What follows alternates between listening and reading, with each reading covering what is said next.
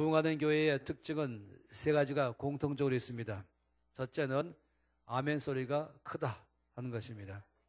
그 아멘이라는 뜻은 주여 그 말씀을 제가 믿습니다. 그 말씀이 나에게 일어날 줄로 믿습니다. 이것에 의해서 우리가 아멘하는 것입니다. 이것은 되게 성경적인 것입니다. 혹시 어떤 분들은 생각하기를 우리같이 이 고신에서는 아니지 라고 한다면 믿음대로 될지어다. 여러분, 이 아멘은 이 교파를 초월해서 성경적으로 하는 것입니다. 그래서 우리가 늘 말씀을 들을 때에 또 기도할 때에 우리가 전심으로 예 그렇습니다, 그 말씀을 믿습니다, 그럴 때마다 아멘으로 응답하는 것입니다. 아멘 소리가 높은 것이 그 부흥하는 교회의 첫 번째 특징입니다. 두 번째는 찬송 소리가 크다 하는 것입니다. 첫날 밤부터 말씀을 드린 것처럼 이 찬송은 정말로 하늘의 하나님이 나의 현재의 삶으로 신방 오게 하는 굉장한 다리 역할이다. 그래서 찬송은 정말로 기대가 커지는 것이에요. 나의 먼 마음과 뜻을 다하며 믿음으로 찬양을 고백할 때에 주께서 내 믿음의 고백대로 될지어다 하시면서 우리의 삶에 만나줄 줄 믿습니다. 세 번째 부흥하는 교회의 특징은 당연히 기도 소리가 크다 하는 것입니다. 단순한 기도가 아니라 하늘 문을 여는 기도인 것입니다. 이번 기간에 제가 이 기도에 대해서는 말씀을 나누지는 않겠지만은 그러나 이미 우리 다 알고 있습니다. 기도가 얼마나 하늘에 상달되는 놀라운 은혜인지 모르겠습니다. 그래서 아멘 소리가 크고 찬송 소리가 높고 또 기도 소리가 큰 것, 이 교회가 부흥하는 교회의 특징입니다. 할렐루야. 주께서 여러분을 통해서 역사할 줄 믿습니다. 늘 우리 함께 계신 주님을 찬양합니다. 오늘 밤에는 제가 말씀을 두 군데의 말씀을 볼 예정입니다. 근데 말씀 보기 전에 먼저 여러분에게 제가 머물고 있는 여러분이 저에게 마련해 준 숙소, 가만히 있어가니까 왜 그렇게 멋있는 숙소를 줬을까 하니까 제가 사실은 이 5월 한 달을 아주 무리하게 일정을 지냈습니다. 5월달 첫 주는 영국의 런던 가서 한 주간 집회하고, 집회 끝나고 바로 아프리카 북서부 지방의 모로코로 날아가서 또 한 주간 집회하고, 끝나고 바로 그 아래쪽에 있는 사하라 사막 중심의 모리타니아 가장 복음이 열악한 지역, 거기 가서 또 한 주간 집회하고, 그리고 비행기 타고 날아와서 서울 도착해서 하룻밤 지나고 그 다음날 바로 또 캄보디아로 날아가서 프놈펜에서 한 주간 집회하고, 오자마자 그날부터 또 집회하고, 이래갖고선 쉴 필요가 있었던 것 같아요. 그래서 저는 여기 와서 할 일이 많이 가지고 왔는데 그냥 저게 쉬라고 말씀해서 잘 쉬고 있습니다. 예, 감사합니다.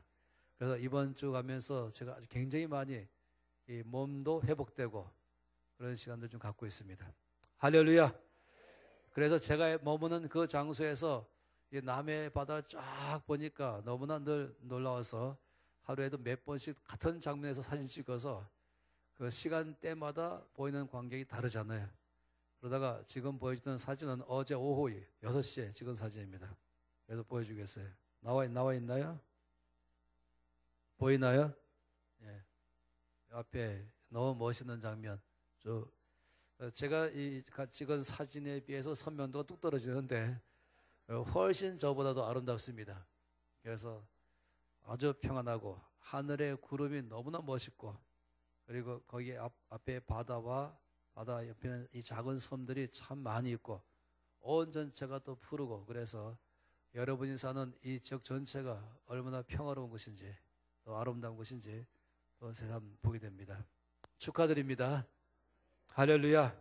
옆에 사람에게 주의 사랑으로 사랑합니다. 또 앞뒤 사람에게 주의 사랑으로 사랑합니다.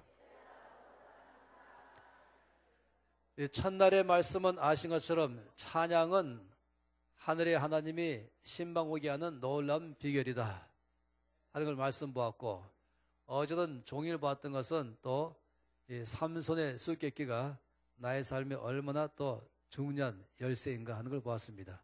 찬양은 현재 내 있는 모든 상황 가운데 할 수 있는 가장 놀라운 나의 믿음의 고백이고, 어제 이 삼손의 수수께끼는 내가 나기 전부터 태어나서 이따가 살아오면서 현재 또 앞으로 모든 삶을 살아가는 동안에 내가 있는 모든 상황과 사건과 부딪히는 일들, 때로는 원하지 않는 골짜기를 지나거나 때로는 원하지 않는 사자를 만날 때에 내가 어떻게 반응할 것인가, 어떻게 이해할 것인가, 여기에 따라서 아주 사람이 거칠어지고 믿음이 떨어질 수도 있고, 아니면 반대로 아주 사람이 성숙해지면서 높은 믿음으로 주 앞에 또 쓰임하는 사람 될 수가 있는 것입니다. 어젯밤에 그런 말씀을 드린 것을 여러분이 아실 거예요. 그래서 여러분이 옆에 사람에게 다시 한번 고백하면서 먹는 자에게서 먹는 것이 나옵니다. 한번. 또 옆에 사람이 강한 자에게서 단 것이 나옵니다.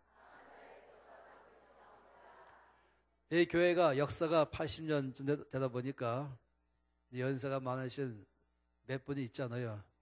연세가 많다 그러면은 85세 이상 돼야 됩니다. 85세 미만은 다 청년입니다.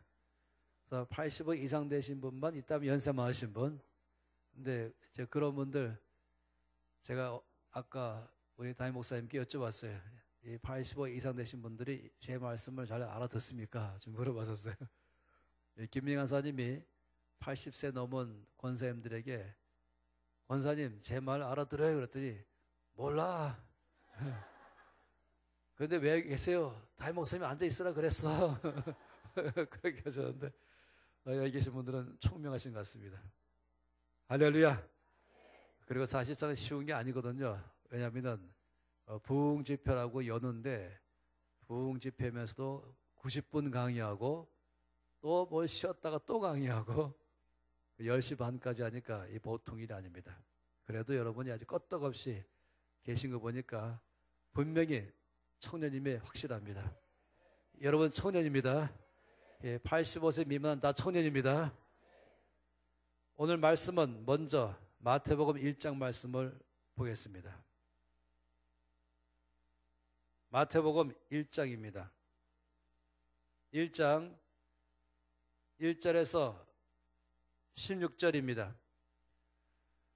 아마도 이 구절을 다 함께 소리내서 읽을 터인데 할 수 있으면 한 사람도 빠짐없이 다 읽으시면 좋겠어요. 여기 보면은 이 50명 가까이의 이름이 쫙 나와 있습니다. 우리들 이름처럼 뭐 영희야 철수야처럼 발음이 쉬운 것이 아니어서 어렵지만은 그러나 이 50명 가까이 되는 이름들을 쭉 한번 우리가 소리내서 읽어보는 것 참으로 중요합니다. 그래서 마태복음 1장 1절에서 16절 말씀 다 함께 소리내서 읽겠습니다.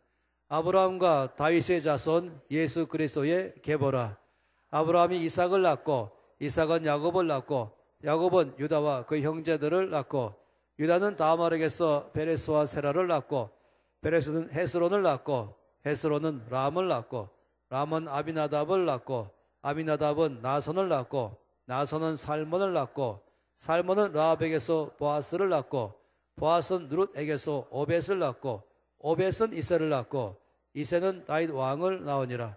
다윗은 우리아의 아내에게서 솔로몬을 낳고 솔로몬은 르호보암을 낳고 르호보암은 아비야를 낳고 아비야는 아사를 낳고 아사는 여호사밧을 낳고 여호사밧은 요람을 낳고 요람은 우시야를 낳고 우시야는 요담을 낳고 요담은 아하스를 낳고 아하스는 히스기야를 낳고 히스기야는 므낫세를 낳고 므낫세는 아몬을 낳고 아몬은 요시야를 낳고 바벨론으로 사로잡혀 갈 때에 요시야는 여고냐와 그 형제들을 낳으니라.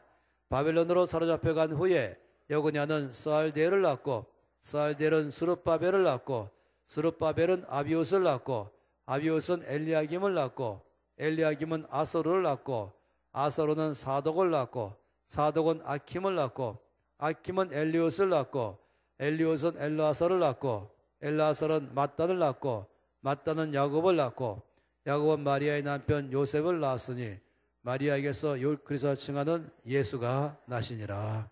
아멘. 수고하셨습니다.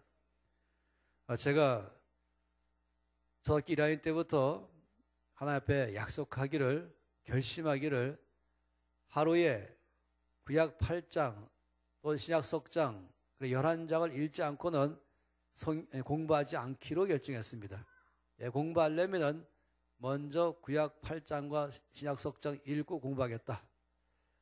물론 매일 공부했죠. 저는 매일마다 말씀을 읽었습니다. 그래서 상당히 그런 대로 말씀을 읽었어요. 많이 읽지도 못했습니다. 제가 300독째 지금 돌입하고 있습니다.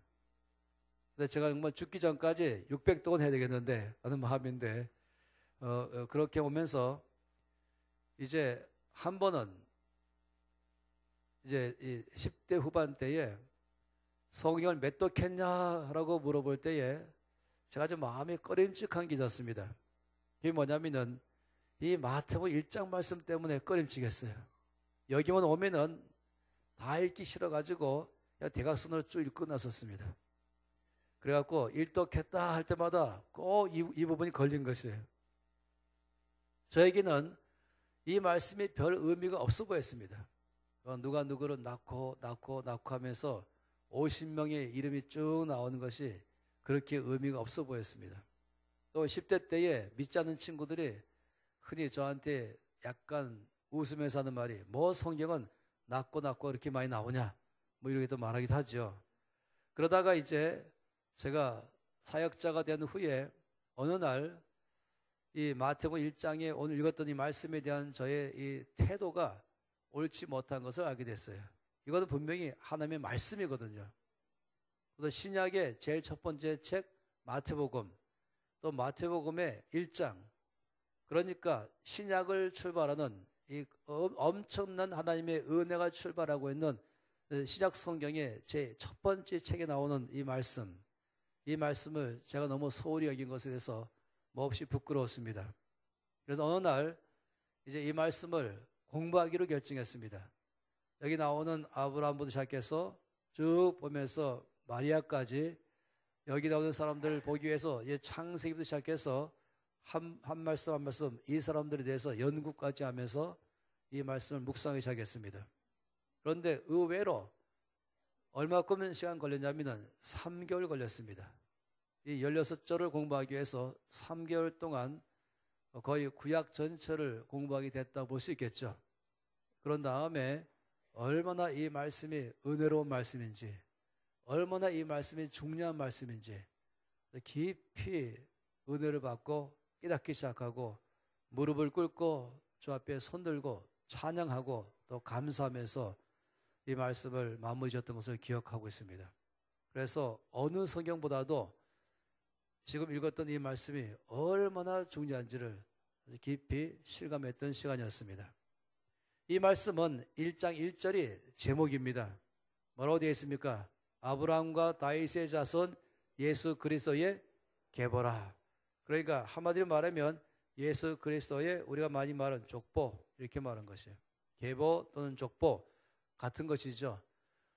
하나님께서 우리 모두를 구원하기 위해서 그의 아들 예수 그리스도를 사람의 몸을 입고 이 땅에 보내시는데 그냥 하늘에서 뚝 떨어진 것이 아니라 하나님께서 사람의 몸을 통과하면서 이 땅에 오게 하신 것입니다. 그래서 한마디로 말하면 어떤 사람들을 주로 하나님께서는 이 땅에 예수님이 오시게 하기 위해서 사람들을 만들어 가셨을까? 어떤 혈통들을 사용했을까? 어떤 사람들이 동원됐을까? 그래서 예수님의 족보는 어떤 사람들일까 하는 것입니다. 요즘 와서는 이제 족보에 대해서 별로 의미를 많이 갖지 않지만 얼마 전까지도 족보 그러면 상당히 중요하게 여겼던 것이죠. 요즘도 물론 가끔 가다가 이제 이야기를 많이 하기도 하죠. 요즘은 이제 이야기를 뭘로 많이 말하냐면 흔히 어떤 사람들은 뭐 왕가 출신이다, 귀족 출신이다, 뭐 이렇게도 많이 말하잖아요. 그 왕족이다, 뭐 혈통이 왕족이다. 또 그런 사람들은 자랑스럽게 말하죠. 나는 전주 이씨의 이성계의 몇 대 손이다. 뭐 이런 거는 또 아주 자랑스럽게 그런 사람 아니라면은 별로 말하지 않죠. 아니면은 또 예를 들어서 성산문에 뭐 누구 몇 대 하면서 역사 안에서 정말로 자랑할 만한 그런 사람들에 대해서는 그 후손들을 많이 말하기도 하죠.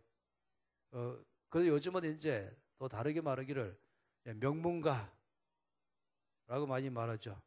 또는 이제 명가 그렇기 때문에 실제로는 뭐 명가라는 말, 명문 이런 말을 많이 쓰는 것이 요즘의 상황입니다. 이제는 옛날과 달라서 옛날에는 이제 양반, 뭐 상민, 왕가 아니면은 뭐 이렇게 하면서 하지만 요즘은 여러분 자체가 이제 명문가입니다. 다 좋아하는 그런 얘기인 것입니다. 명문, 명가. 이렇게 말한다면은 이 세상에서 가장 관심이 많은 것은 바로 예수 그리스도이시죠. 어떤 사람보다도 예수님의 족보, 그러니까 어떤 조상들이 있을까 하는 것입니다. 그래서 보통 명문가 출신 그러면은 조상들이 훌륭하다, 탁월한 조상들이 있다 이렇게 많이 말하지 않습니까? 이렇게 말하기는 조금 좀 우습지만은 강아지들 중에서 이제 족보가 있는 개다 이렇게 말할 때는 역시 똑똑하다 이렇게 말하잖아요. 똑같은 종류의 개가 저에게도 있고 김민진 간사에게도 있어요. 둘 다 똑같이. 그런데 이 두 강아지가 너무 차이가 나요. 제가 데리고 있는 개가 김민진 간사님 개보다 훨씬 똑똑합니다. 엄청 똑똑합니다. 똥오줌도 잘 가리고 모든 상황들 파악을 너무 잘하고 있어요. 왜 그런지 아십니까? 순종이에요, 순종. 그러니까 족보가 있는 것이. 역시 그러면 좀 달라져. DNA가 다르죠. 그렇다면 하나님께서 온 땅의 구주로 예수님을 보내실 때는 도대체 어떤 혈통을 사용하시면서 보냈을까? 이것도 말씀으로 그 말씀이에요.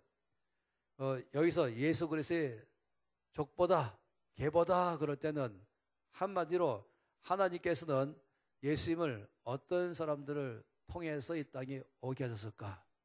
그 조상들은 누굴까 하는 것입니다. 자연적으로 우리가 예상하는 것은 명문가 중에 명문가, 가장 탁월한 사람들을 통해서 하나님은 이 땅에 예수 그리스도를 보냈을 것이다. 기왕이면은 모든 면에서 흠이 없고 완벽하고 존경받을 만하고 칭찬받을 만하고 주님의 뜻을 다 이룰 만한 사람들, 일반적으로 말한다면은 그런 사람들을 통해서 이 땅에 보내신 것이 정상이 아니겠는가. 기왕이면은 하나님께서 모든 역사의 주인공으로서 어젯밤에 이 수익계기를 통해서 말씀드린 것처럼 주께서 역사를 장악하시잖아요. 그렇기 때문에 주께서 그의 뜻을 성취하기 위해서 아주 탁월한 남자, 훌륭한 남자, 그리고 아주 아름다운 믿음의 탁월한 훌륭한 여자 늘 매치하시면서 결혼을 주려보시면서 이들의 상황을 인도하시면서 정말 운명적 만남을 주께서 하시면서 예수님이 이 땅에 오시게 하기 위해서 정말 가장 탁월한 사람들을 통해서 이 땅에 오게 하지 않았을까, 이렇게 예상할 수가 있는 것입니다. 이 말씀들을 쭉 보면은 정말 예상했던 것처럼 그런 놀라운 사람들이 이 가운데 많이 등장합니다. 첫째 등장하는 사람은 아브라함이죠. 그리고 아브라함과 이삭과 야곱이 첫 번째로 등장하는 첫째 조상들 그룹입니다. 성경에서 늘 말할 때 아브라함이 하나님, 이삭이 하나님, 야곱이 하나님 이렇게 말할 정도로 이 세 사람은 모든 믿음에 있어서의 표상으로 등장하고 있는 것입니다. 저는 물론 여기서 아브라함이 얼마나 놀라운 사람인가, 이삭이 얼마나 놀라운 사람인가, 또 야곱이 얼마나 놀라운가 이걸 말하진 않겠어요. 그것만 해도 사실은 몇 달 걸릴 만큼의 양이 풍부한 것이죠. 그렇지만은 정말 우리가 믿음의 조상이라고 말할 만한 사람들인 것입니다. 정말 약점도 많이 있고 단점도 많이 있고 허물도 많고 실수가 많은 사람들이 바로 아브라함과 특히 야곱 두 사람이에요. 또 이삭도 결정적으로 실수한 적도 있죠. 그렇지만은 주께서 정말 이들을 믿음의 조상이라고 말씀하시고 이들에게 약속하셨어요. 또 그 외에도 볼 때에 제가 참 존경할 만한 사람이 누구냐면은 유다를 또 들 수 있어요. 또 있다면은 여기에 우리가 이 뭐라 할까요? 보아스, 룻게 나와 있는 이 아주 경건한 남자, 돈도 많으면서도 늘 하나님을 경외하면서 경건한 남자, 보아스 아니겠습니까? 그러니까 이 보아스를 말하고 룻의 남편이죠. 룻게의 주인공, 룻의 남편. 또 그런가 하면은 우리가 아는 것은 다윗이 얼마나 탁월합니까? 전 다윗을 너무나 좋아합니다. 그래서 이제 이번에 여기 몇 분이 NCMN의 체리 스쿨을 등록하시는데 그 체리 스쿨은 한마디로 말하면 체인저 리더십 스쿨 해서 변화와 영향을 주는 지도력 학교 이런 것인데 그 지도력을 말할 때마다 저는 항상 다윗을 샘플로 듭니다. 이 땅에서 그만큼 탁월한 리더가 없다 하기 때문에 그 정도로 이 다윗은 우리가 다 알고 있습니다. 주님이 너무나 사랑하는 사람이죠. 또 솔로몬도 얼마나 초기에는 탁월하지 않습니까? 또 제가 좋아하는 사람은 여호사밧 왕도 참 훌륭합니다. 그도 적은 군대로 수많은 군대를 어떻게 물리쳤는가 할 때 찬양을 통해서 주께서 그를 통해서 승리케 하신 놀라운 사람이기도 하죠. 또 그 외에도 히스기야가 또 얼마나 놀랐습니까? 히스기야도 당시에 세계 최강의 군대 아스르 군대를 그는 정말로 하나님께서 물리쳐서 일약 세계 스타로 떠오른 사람이 바로 히스기야 왕이었습니다. 이 사람도 참으로 훌륭한 왕이죠. 제가 좋아하는 왕은 또 있습니다. 요시야입니다. 요시야는 다윗 이후로 다윗과 똑같은 사람이다라고 말할 정도로 훌륭합니다. 이런 사람들은 정말로 예수님의 조상답다 아주 훌륭한 명문가의 이 모든 하나의 조상들답다라고 말할 만한 사람들입니다. 그런데 말씀을 쭉 보다 보면은 의외의 인물들이 많이 등장합니다. 도대체 말이 안 되는 사람들이 등장을 많이 합니다. 하나님께서 너무 심하게 분노할 정도로 그런 사람들이 많이 있죠. 우상을 섬기는 사람들, 그리고 나라 전체를 우상으로 몰아간 사람들, 그래서 하나님께서 나라를 심판하기로 결정할 정도까지 된 사람들, 어떤 사람은 너무나 교만해서 하나님의 성전에 예배하러 갔다가 이마에 문둥병이 발해가지고 더 이상 평생 성전 출입이 금지당한 사람도 있습니다. 어떤 사람은 마지막에 말년에 죽을 병 걸려가지고 병 걸렸을 때에 하나님께 나가지 않고 의사에게 도움받으려다가 하나님이 아주 심하게 책망해서 죽어버리고 만 사람도 있습니다. 이런 사람들도 예수님의 조상으로 들어가 있다는 것이 자체가 참 놀라운 것이에요. 그런데 더 놀라운 것이 있습니다. 그것은 어느 족보에서 보기 드문 것이 여기 있는데 그것은 여인들이 이름이 나온다는 것입니다. 여자들, 그것도 5명이나 나오고 있습니다. 그 5명의 여자가 나온다면 얼마나 훌륭하면은 여성임에도 가장 놀라운 예수님의 족보에 기록되어 있을까? 전 세계에 수억의 사람들이 다 볼 수 있도록까지 하는 이런 이 놀라운 족보에 여성들의 이름이 기록돼서 등장했다라는 것입니다. 이게 참으로 훌륭하지 않을까 하는 것이에요. 그런데 가만히 보면은 이 중에서 마리아는 정말로 훌륭한 여성이죠. 그는 처녀의 몸이지만은 주께서 그에게 말씀하기를 너에게서 아들을 낳을 것이다. 그 아들을 하나님의 아들이며 그리스도라 하라라고 말씀할 때에 이 처녀 마리아가 어떻게 저는 그냥 처녀의 몸으로서 아이를 낳을 수 있겠습니까? 할 때에 천사장이 말하기를 대저 여호와의 말씀은 능치 못하심이 없다라고 말할 때 이 마리아가 뭐라고 말했습니까? 주의 종이 오니 말씀대로 내게 이루어지이다. 굉장한 믿음의 사람이었어요. 상식대로 하지 않고 자기의 생각대로 반응하지 않고 말씀 앞에 전폭적인 순종, 말씀 앞에 전폭적인 믿음으로 반응했던 그런 사람이기 때문에 예수님이 땅에 올 수가 있었던 것이죠. 그런 면에서 마리아는 정말로 모든 여인들의 하나의 표상이 되고 본받을 만한 사람인 것입니다. 그런데 그 외에 이 3절 말씀 보면은 첫 번째 여인은 다말입니다. 그리고 또 보게 되면은 4절 말씀에 지나고 5절 말씀 보면은 또 라합이 나오고 있습니다. 그리고 또 5절 말씀 보면 룻이 나오고 있습니다. 6절 말씀 보면은 이제 이름이 우리가 알만한 여자이지만은 여기다 아예 우리의 아내 이렇게 말했습니다. 우리가 아는 것처럼 밧세바이죠. 그리고 맨 마지막에는 말씀할 때 마리아 해서 이 여성들이 5명이나 예수님의 족보에 이름이 등장하고 있다는 것입니다. 그런데 여러분 이 처음에 이 3절 말씀이 나오는 다말은 어떤 여인인가 하는 것입니다. 그때 보면은 3절 말씀에 다말을 뭐라고 소개했냐면은 유다는 다말에게서 쌍둥이 아들을 낳았다. 이렇게 말했습니다. 예수님 이 땅에 오게 하시는 이 족보를 등장할 때에 첫 번째 등장하는 그 여인 다말은 여기 유다에서 쌍둥이 아들을 낳았다고 말하는 것이에요. 근데 여러분이 창세기 말씀 보시면 아시겠지만은 유다와 다말과의 관계는 부부 관계가 아닙니다. 유다는 세 아들이 있었는데 그 세 아들 중에 한 명의 아들의 아내였습니다. 며느리였죠. 그런데 이 남편이 애도 없이 일찍 죽어버렸어요. 그 바람에 이제 여자는 그냥 과부가 돼갖고 평생을 친정집에 가서 수절을 하게 됐었죠. 그러다가 어느 날 소문 들으니까 자기의 시아버지가 자기가 있는 마을로 온다는 말을 들었어요. 어떤 일 때문에 왔죠.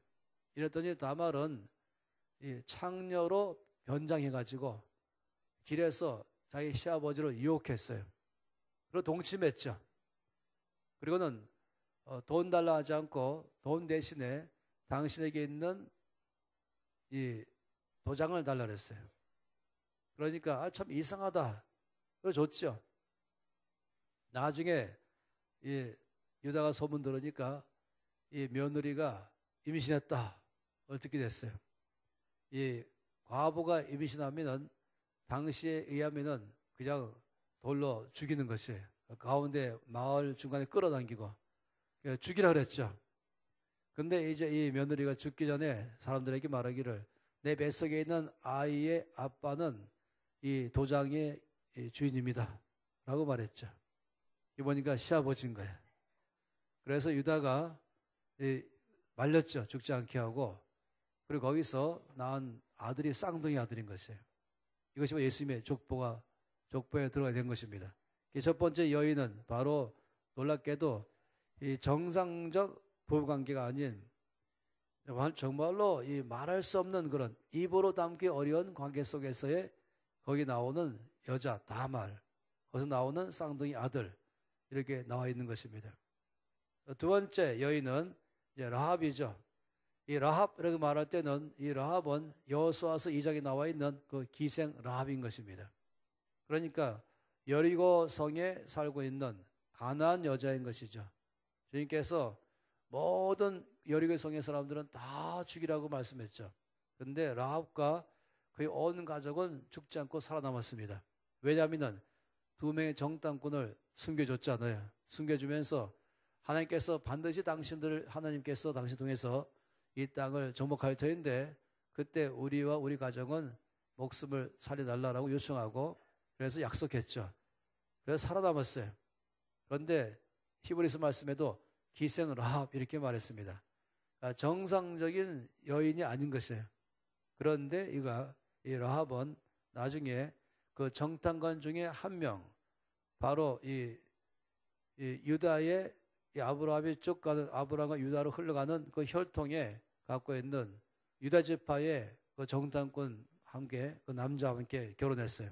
그래서 이 라합은 또 정상적이지 않은 희생이면서 또 가난한 여자인 것이에요. 그러니까 이스라엘 여인이 아닌 것이죠. 세 번째 여인도 우리가 다 아는 것처럼 바로 룻인 것입니다. 룻은 우리가 룻께서 보는 것처럼 그는 모압 여인이었습니다. 그 나오미와 그 남편과 두 아들이 베들레헴 사람인데 베들레헴은 전통적으로 다윗의 고향이잖아요. 그런데 너무 큰 흉년 드는 바람에 먹고 살기 어려워서 옆에 나라로 이 가족은 이주했습니다. 그리고 거기서 두 아들들은 각각 결혼했는데 다 그 모압 땅의 여인들과 결혼했죠. 그러다가 남편도 죽고 또 두 아들도 죽고 과부 3명만 남았었습니다. 그래서 이 시어머니 나오미는 다시 베들레헴으로 돌아갈 때에 두 며느리에게 아직 젊으니까 너희들은 다시 이제 결혼해라. 그래야지 어떻게 날 따라오겠냐 할 때에 한 명의 며느리는 갔고 한 명의 며느리는 끝까지 따라왔습니다. 그게 바로 룻이었던 것이죠. 그러니까 모압 여인입니다.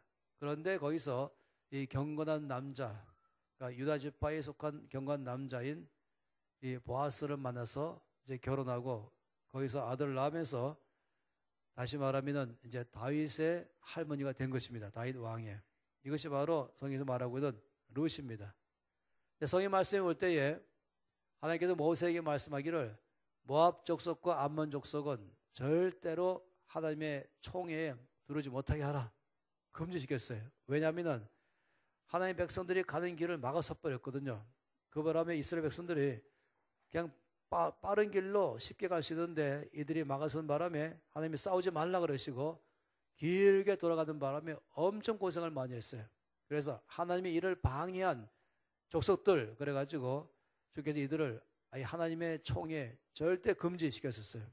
그런데 이 룻은 바로 그런 모압 여인인데 하나님의 총에 금지당한 족속인데 총회에 들어올 뿐만 아니라 예수님의 조상으로까지 들어온 굉장한 일이 있던 것이었습니다. 이것 또한 놀라운 것이죠. 그리고 이제 네 번째 우리가 아는 것처럼 성경 말씀 가운데는 이제 다윗은 그러면서 그냥 밧세바에게서 이렇게도 말 안 하고 우리아의 아내에게서라고 말씀을 함으로 말미암아 주님께서는 이 관계를 천하에 다 공개해버린 것입니다. 우리가 다 아는 것처럼 말입니다. 그러면서 다윗은 참으로 탁월한 명군이고 주께서 가장 기뻐하는 사람이었지만은 이 밧세바의 관계 속에서 주께서 아주 명확하게 말씀한 것이 나와 있습니다. 거기서 솔로몬을 낳고 이것이 바로 족보에 들어가게 했던 것입니다. 그럼 맨 마지막으로 이제 물론 이제 마리아가 등장하는 것입니다. 마리아는 우리가 봤던 것처럼 다 아는 아주 훌륭한 사람이죠. 따라서 마리아를 빼고 나머지 4명의 여인들을 쭉 보고 있으면은 참으로 기가 막힌 것이에요. 유다와 다말 관계. 보통 문제가 아니잖아요. 바깥으로 말하기가 아주 어려운 그런 관계입니다. 또 라합이라는 여인은 혈통적으로 하나님의 백성 안으로 들어올 수 없는 일인데 또 룻이라는 여인도 민족적으로 또 이 라합은 특히 사회적 신분으로 봐서라도 그는 경건한 패밀리 안으로 들어올 만한 자격도 없는 것인데 들어왔고 또 우리아의 아내 말할 때도 이건 보통이 아닌 것입니다. 이런 이 비정상적인 패밀리 백그라운드가 예수님의 조상 전체가 갖고 있는 내용인 것이에요. 이걸 쭉 보면 그렇게 나와 있는 것이죠. 그러다 보면은 궁금한 것이에요. 하나님은 왜 하필이면은 이 땅에 우리 모두를 구원하시려고 예수님을 보내시는데 가장 순수하고 거룩하고 경건하고 탁월한 사람들을 선택해서만 보낼 수 있는데 불구하고 왜 이렇게 흠이 많이 있고 약점도 많이 있고 허물이 있고 또 어떤 경우는 심각한 죄까지 지은 사람들 있는데 불구하고 이들을 그대로 사용하시면서 예수님을 이 땅에 보내는 통로로 이들을 사용했을까? 이 마태복음 1장 말씀 가운데 이 말씀을 딱 놓는 이유가 무엇일까 하는 것이에요. 여러분의 친구 중에서 예수 안 믿는 친구가 있다고 하십시다. 오랫동안 기도했어요. 그리고 전도했어요. 근데 그 친구가 오랫동안 예수 믿을 마음이 없다가 어느 날 갑자기 일단 내가 교회는 안 나가겠지만은 성경책부터 읽어보겠다. 그럼 얼마나 기쁘겠어요. 그럼 여러분이 바로 가서 성경책을 사가지고 성경책을 선물로 주게 되죠. 그러면은 그 친구가 이 큰 책을 딱 보는 순간에 기가 질리잖아요.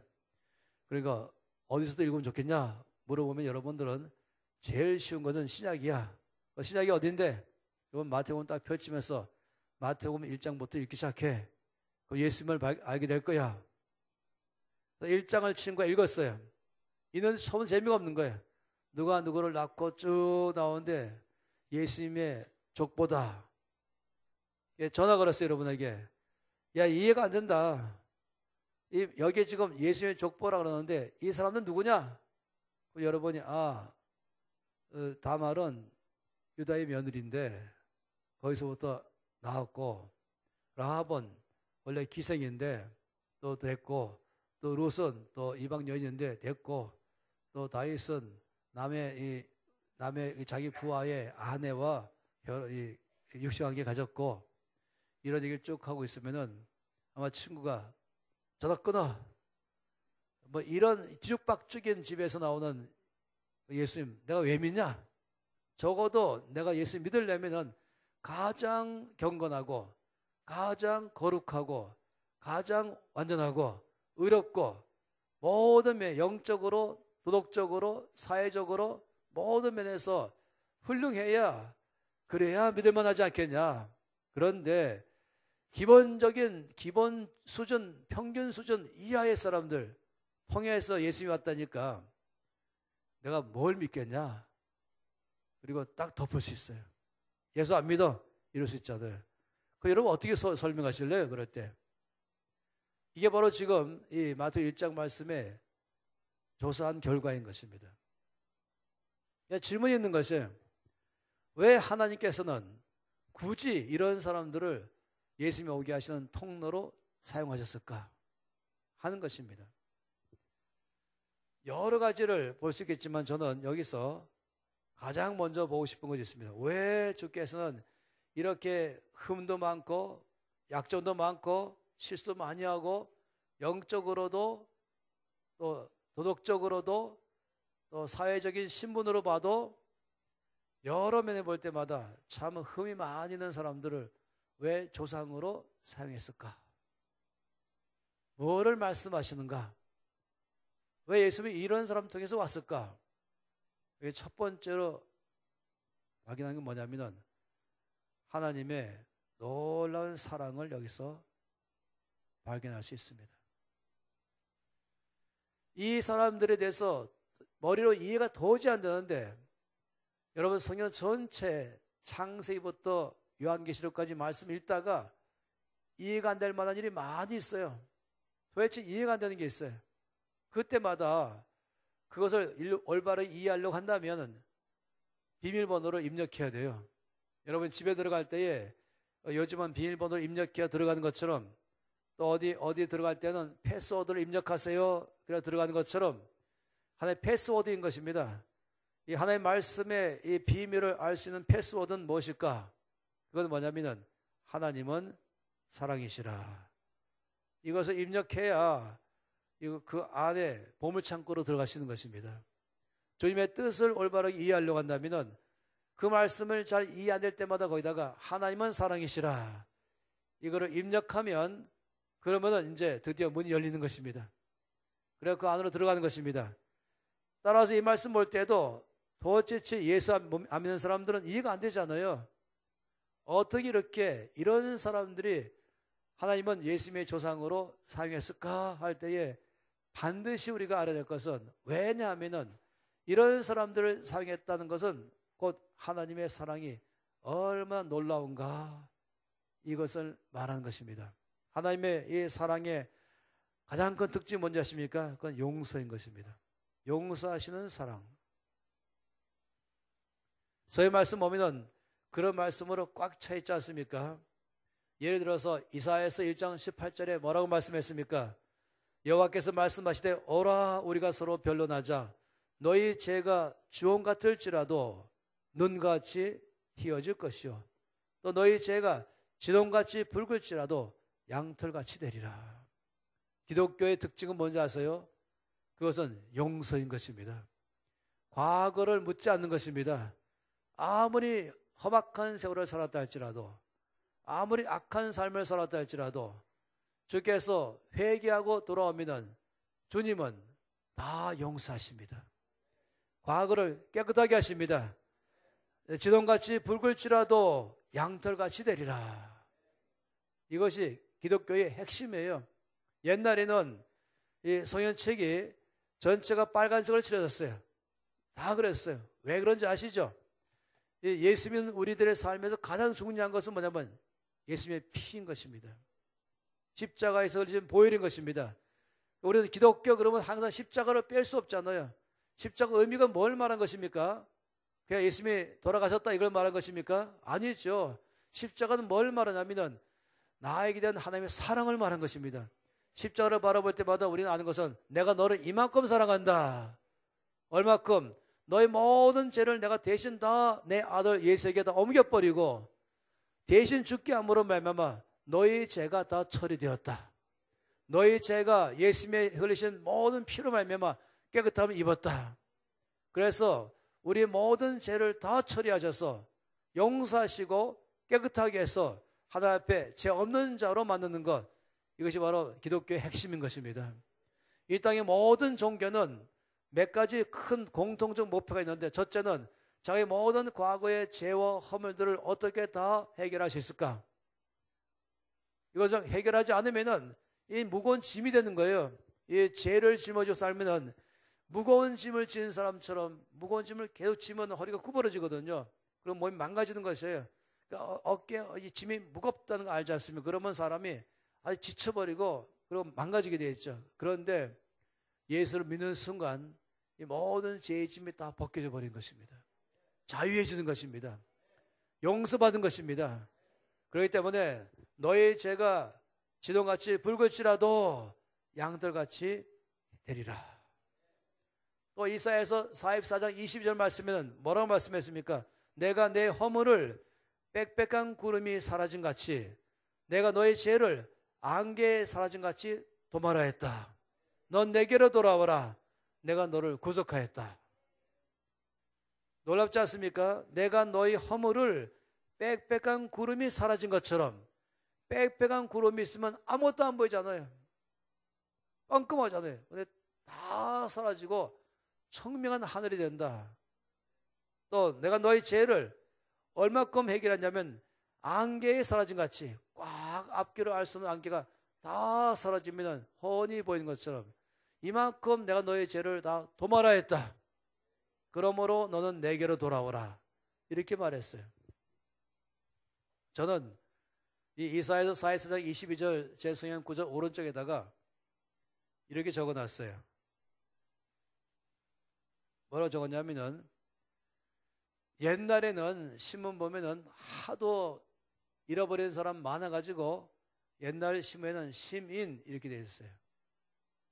심인은 뭔지 아시죠? 요즘 말로는 사람을 찾음. 그래서 뭐 키는 얼마큼 되고 그리고 옷은 어떤 옷을 입었었고 특징은 이것인데, 이런 사람을 찾으면은 이쪽으로 전화해 주시면은 후수하겠음. 이게 신문에 사람을 찾은 광고 있지 않습니까? 그런데 이 이사야서 44장 22절 말씀 보다 보면 천국 신문에 난 기사입니다. 천국 신문에 난 기사가 뭔지 아십니까? 이렇게 적혀 있어요. 모든 것 다 해결되었으니 속히 기가 바람 아버지가, 이게 천국 신문에 나온 기사입니다. 이사야 44장 22절 말씀 오른쪽에다가 모든 것 다 해결됐으니 속히 기가 바람. 아들아, 네 문제 다 해결됐으니 빨리 집에 와라. 그만 방황하고. 딸아, 네 문제 다 해결됐으니 빨리 아버지께로 와라. 내가 무조건 너를 받아주겠다. 모든 문제 다 처리됐다. 이게 바로 놀라운 하나님 아버지 마음인 것입니다. 그래서 내가 너의 죄가 아무리 빽빽한 구름같이 있다 할지라도 다 도말시켰다. 이것이 바로 기독교의 핵심인 것입니다. 또 미가서 7장엔 뭐라고 말하고 있습니까? 주와 같은 신이 어디 있으리까? 주께서는 죄악을 용서하시며 그 기업에 남은 자의 허물을 넘기시며 인애를 기뻐하심으로 너를 항상 품지 아니하시나이다. 다시 우리를 긍휼히 여기셔서 우리의 죄악을 발로 밟으시고 우리의 모든 죄를 깊은 바다에 던지십니다. 가장 높은 산은 8,848m잖아요. 이 산에서 가장 높은 산의 높이는 8,848m예요. 그런데 가장 깊은 바다는 14,000m예요. 그러니까 높은 산에 거의 2배가량이나 바로 깊은 것이에요. 주님 말씀하기를 내가 너의 죄를 깊은 바다에 던져버렸다. 무거운 쇳덩이에 매갖고 다시는 떠오르지 않도록 깊은 바다에 너의 죄를 다 던졌다. 그리고 바닷가에다가 주께서 팻말을 크게 붙여놨습니다. 큰 팻말을 딱 붙였어요. 뭐냐면 이렇게 말했어요. 낚시 금지. 주인백. 하나님께서 내가 이미 처리했으니 더 이상 꺼내지 마라. 이미 내가 용서했으니 더 이상 말하지 마라. 네가 기억난다고 해도 이미 해결됐다. 우리 기억날 때가 있잖아요. 나의 10년 전에 죄가. 그럼 갑자기 막 기억나면은 마음속에서 사람이 양심의 가책 느끼고 정죄감에 빠지고, 제가 말씀드린 것처럼, 이러면 첫날 말씀드린 것처럼 이것은 바로 낚시바늘 같다 그랬었지 않습니까? 내 등뒤를 딱 잡고 은혜 받으라 그러면 너 기억나지? 10년 전, 5년 전, 1년 전. 아무도 모르지만은 내 양심이 하는 거예요. 원수 마귀가 이걸 이용하는 거죠. 너 기억나지? 이래도 은혜 받을 수 있어? 하나님 너를 은혜 주실까? 너 자액이 있어? 너 권사될 수 있어? 너 안수집사, 장로 자액이 있어? 너 목사 자액이 있어? 너 이런 실수 있잖아. 너 이런 허물 있잖아. 적어도 장로가 되려면, 집사가 되려면, 안수집사 되려면, 권사 되려면, 목회자 되려면 흠이 없어야지. 순수한 혈통해야 되지. 어떤 사람은 그 부모가 무당 출신도 있고, 어떤 사람은 뭐 절간에서 오랫동안 아주 심하게 있기도 하고, 어떤 사람은 우상을 섬기고 뭐 악을 행하기도 하고, 이런 창피한 족보도 있잖아요. 어떤 사람은 그냥 자기 과거에 남에게 절대 말할 수 없는 부끄러운 일도 있기도 하잖아요. 숨은 비밀이 있기도 하죠. 그런데 이것이 아무도 모르는데 내 양심만 딱 나를 잡아당기는 것이. 아니, 더 중요한 사실은 이 원수 마귀가 남의 약점만 파헤치는데 전문가예요. 원수 마귀는 딱 잡고서는 내 코앞에 내밀면서 너 이런 사람 아니냐? 은혜 받을 자격이 있냐? 봉사할 자격이 있냐? 하나님 너를 기뻐하실까? 딱 내밀면은 그 순간 갑자기 사람이 얼어버린 거예요. 그리고 갑자기 풀이 죽어버리죠. 기가 팍 죽어버리고 손 높이 들다가도 손 내려버린 것이에요. 마이크 잡았다가도 힘에 빠진 것이에요. 그래, 난 자격이 없어. 이게 바로 낚시바늘이라니까요. 과거에 매이게 하는 거예요. 잡아당기는 거예요. 그런데 지금 뭐라고 말씀했습니까? 모든 것 다 해결되었다. 십자가에 끝냈다. 너의 모든 것 이미 다 처리되었다. 깊은 바다에 던졌다. 다시는 꺼내지 아니한다. 넌 이미 의로워졌다. 넌 깨끗해졌다. 넌 이미 용서받았다. 이것이 십자가의 능력인 것입니다. 이것이 보혈의 능력인 것입니다. 이것이 기독교의 중심인 것이에요. 이 모든 종교는 죄 용서 받으려고 가는 게 목표예요. 그러나 기독교는 죄 용서 받고 출발하는 것이에요.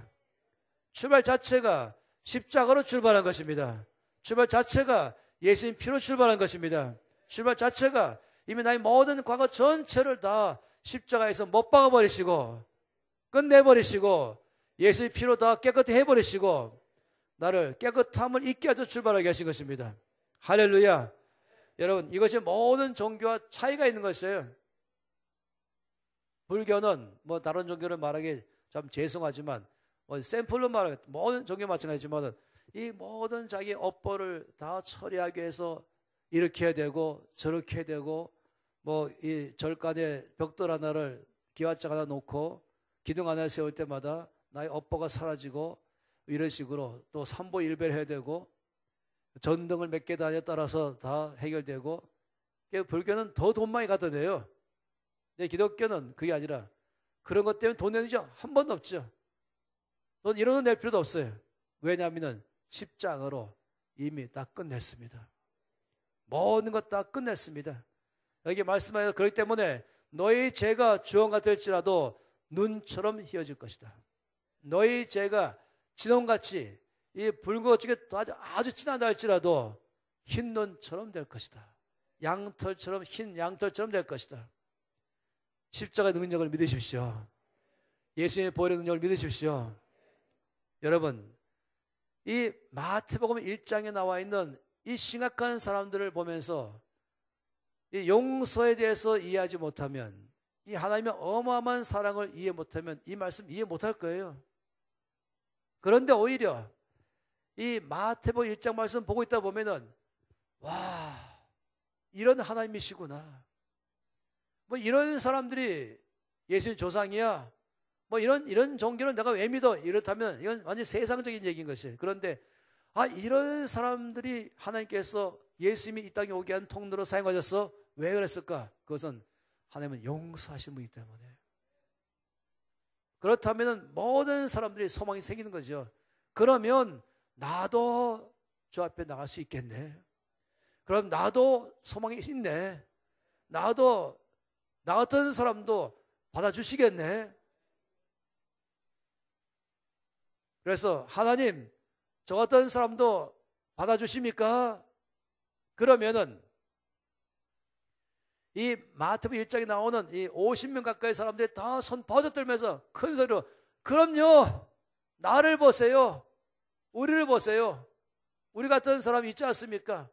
우리 같은 사람들, 이런 우리 같은 사람도 하나님께서 예수님이 이 땅에 오게 하시는 그 혈통의 놀라운 그 가문의 그 명문가 중에 명문가 안에 우리를 그 안으로 들어가게 하신 것은 왜 그런지 아십니까? 하나님은 우리 모든 죄를 다 용서하셨습니다. 여러분, 이 용서하시는 사랑을 이해 못하면은 이 족보가 이해가 안 되는 것이에요. 예수 믿는 사람으로서 이 마태복음 1장 말씀이 이해돼야만이 믿음의 생활을 할 수 있는 것입니다. 이게 이해돼야만이 교회 생활을 할 수 있는 것이에요. 이게 이해돼야만이 내가 주 앞에 나갈 수 있으며, 이게 이해돼야만이 성도를 대할 수 있는 것입니다. 이 교회는 무슨 서클 단체가 아닌 것이에요. 교회는 어떤 큰 집단이 아니죠. 무슨 회사가 회사 모임 그런 것이 아닌 거예요. 사교 모임이 아닌 것이에요. 여기 와서도 늘 세상처럼 과거를 다 들춰내고 또 내 과거 들춰낼까 봐 늘 겁내고 있고 그런 것이 아니라니까요. 여기는 예수님 피만 있는 것입니다. 여기는 십자가만 있는 것입니다. 우리 모든 사람들은 다 주께서 용서했기 때문에 의로워졌습니다. 그러니 예수님의 족보를 보다 보면은 너무나 감동적이고 감격하는 것은 어찌 이런 사람들을 하나님께서는 예수님 오게 하는 통로로 썼을까 하다 보면은 세상적으로는 도저히 이해 안 되지만은 우리가 깊이 하는 것은 와, 하나님의 용서가 이만큼 놀랍구나. 하나님의 사랑이 이만큼 크시구나. 이것이 기독교죠. 제가 한동안 35년간 일했던 한 단체가 있는데 그 단체는 이 세계적 단체예요. 200개 국가의 사람들이 모여서 일하기 때문에 역사 안에서 제일 큰 단체라고 말해주세요. 숫자가 몇 명이냐 중요한 게 아니라 200개 나라의 사람들이 모여서 하나님 나라 일한다 이런 것이 없었어요. 역사 안에서. 그러다 보니까 별 사람 다 와 있어요. 어떤 사람은 유명한 도둑이었는데 주께서 그 사람을 놀랍게 한 나라의 책임자로 세우신 것이에요. 어떤 사람은 너무 마약에 찌들어가지고 그냥 마약에 의해서 자기 삶에 앞가림 못하는 사람인데 정말 주님을 깊이 만나고 나서 모든 과거를 다 해결하게 해주시고 세계적인 사람으로 쓰는 사람도 있어요. 별의별 사람이 다 있는 것이에요. 성경 말씀에도 보면 사도 바울은 뭐라고 말했습니까? 나는 죄인 중에 괴수다. 그냥 말한 말이 아닌 것이에요. 아니, 예수 믿는 사람들만을 골라서 잡아다가 감옥에 넣게 한 사람이었는데 이 스데반이 죽는데 앞장서서 스데반을 순교하도록 했던 사람인데 하나님께서 이 사람을 그냥 용서만 하신 것이 아니라 복음의 사도로 세워서 그에게 모든 복음을 다 맡기셨다. 이거는 용서가 아니면은 어림도 없습니다. 이것이 바로 기독교입니다. 그런 이 말씀 보다 보면은 와, 하나님의 사람, 하나님의 사랑이 참으로 놀랍다. 이제 이 세상은 과거를 계속 파헤쳐가면서 자격이 있냐 없냐 따질지 모르겠어요. 그러나 하나님께서는 모든 사람의 과거를 십자가에 다 못 박으시고 예수님 피로 다 해결하셔서 우리를 새 출발하게 하셨습니다. 그냥 새로운 피조물 되게 만들었습니다. 그냥 처음에 막 태어난 사람처럼 만들었어요. 그리고 모든 사람은 다 소망이 있습니다. 기독교는요, 아셔야 됩니다. 하나님이 나를 대하실 때는 예수의 피로 나를 대하신다. 모든 죄를 다 용서하셨다. 따라서 내가 기억날 때마다 나의 과거의 죄가 기억난다고 해서 여러분이 속지 마세요. 아, 기억나는 거 보니까 해결 안 되는가 보다. 아, 또 기억나면서 마음이 아픈 거 보니까 아직 해결 안 되는가 보다. 아니요. 여러분, 이 구약과 달리 신약의 특징이 뭔지 아십니까? 신약이란 뭡니까? 새 언약이에요. 구약의 특징은 옛 언약인데 그것은 뭐냐면은 죄를 지으면 죽는 것이에요. 근데 신약은 그게 아니죠. 신약은 죄를 지었는데 대신 죽으시고 용서하신 것입니다. 그래서 신약은 내가 너의 죄를 용서했다. 그리고 내가 너의 죄를 다시는 기억지도 아니한다. 놀랍지 않습니까? 내가 기억난다고 해결이 안 된 게 아닌 것입니다. 내 마음이 여전히 기억날 때 아프다고 해서 해결이 안 된 것이 아닌 것입니다. 여러분, 중요한 것은 이 놀라운 주님의 십자가 능력을 믿으십시오. 보혈의 능력을 믿으십시오. 그럴 때마다 여러분 담대하게 말하십시오. 나의 죄는 이미 다 용서받았습니다. 난 이미 용서받았습니다. 나는 깨끗해졌습니다. 난 새로워졌습니다. 예수님의 피가 나를 깨끗게 했습니다. 십자가가 나의 모든 죄를 못 박았습니다. 난 새 사람 되었습니다. 여러분, 이거 담대하게 말하십시오. 이 원수 마귀는 아주 거짓말장이 중에 거짓말장이잖아요. 그래갖고 끊임없이 우리 과거의 약점을 들춰낸다니까요. 과거의 허물과 실수와 어떤 사람은 아주 심각한 것, 어떤 사람은 자기 조상까지 들춰내가면서 너희 아버지가 무당 아니었냐? 너희 할머니가 무당 아니었냐? 뭐 누구 아니었냐? 너 과거 이런 사람 아니었냐? 여러분, 그 말에 속지 마십시오. 그 말을 들을 때마다 갑자기 기가 팍 죽어버리고 기도 소리가 줄어들고 그러면은 여러분, 그러면 그때부터 원수 마귀는 알아요. 약점을 딱 잡은 것이에요. 넌 약점에 나 걸렸다. 매번 그것마다 들고 올 거예요. 그러면은 참 성경 말씀 가운데 보니까 우리가 예수 믿게 되면은 성장해야 되거든요. 예수 믿으면 처음에는 거듭났죠. 처음에는 이제 거듭나면은 까난 아이가 돼요. 누구나 다 거듭났으니까 까난 아이예요. 아무리 나이가 50대 믿었다 할지라도 거듭난 사람이에요. 성경 말씀 보니까 그 다음에 어린아이로 되어야 되는 것이 이제. 그 다음에 청년이 되어야 되는 것이에요. 나중에 아비가 되어야 되는 것이죠. 성경에는 여기 특징들 다 말했어요. 저는 이걸 말하지 않겠어요. 까난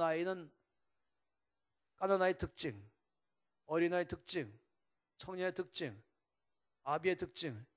이것은 바로 영적으로 말한 것이, 육체적으로 말한 것이 아니라, 육신의 나이를 말하는 게 아니라 영적인 면에서 나는 지금 어느 단계에 있는가 하는데, 놀랍게도 이 영적인 단계에서 이 성장해야 되는데, 이 성장의 가장 큰 방해물이 뭔지 아세요? 가장 이것 때문에 성장 못해요. 그게 뭐냐면은 죄사함의 확신이 없는 것입니다. 난 죄 용서받았다. 나의 과거의 모든 죄가 이미 다 해결되었습니다. 이거를 해결 못 믿는 것이에요. 끊임없이 과거의 죄가 기억나면 또 돌아가는 것이에요. 원수 마귀가 내 과거의 죄를 기억나게 만들면 또 돌아가는 것이에요. 그리고 다시 메어버리는 것이죠. 이런 한은 이 사람은 더 높은 차원으로 못 가는 것입니다. 이 요한일서 2장에 잘 말씀하고 있어요. 그래서 영적으로 성장하려면 첫 번째 해결은 뭐냐면은 죄사함에 대한 확신이 필요한 것입니다. 다시 말하면 예수님의 십자가의 능력과 예수님이 흘리신 피의 능력을 믿는 것입니다. 그래서 나의 모든 죄를 다 용서하심을 믿는 것입니다. 십자가로 해결한 걸 믿는 것입니다. 예수의 피가 나를 깨끗게 하심을 믿는 것입니다. 그럴 때부터 이 사람은 그 다음 단계로 성장하는 것입니다. 제가 말씀드린 걸 여러분 이해하실 것이에요. 네, 이것은 모든 사람이 문제거든요. 안 믿는 사람이나 믿는 사람이나 모든 사람들이 이 문제 다 걸려 있어요.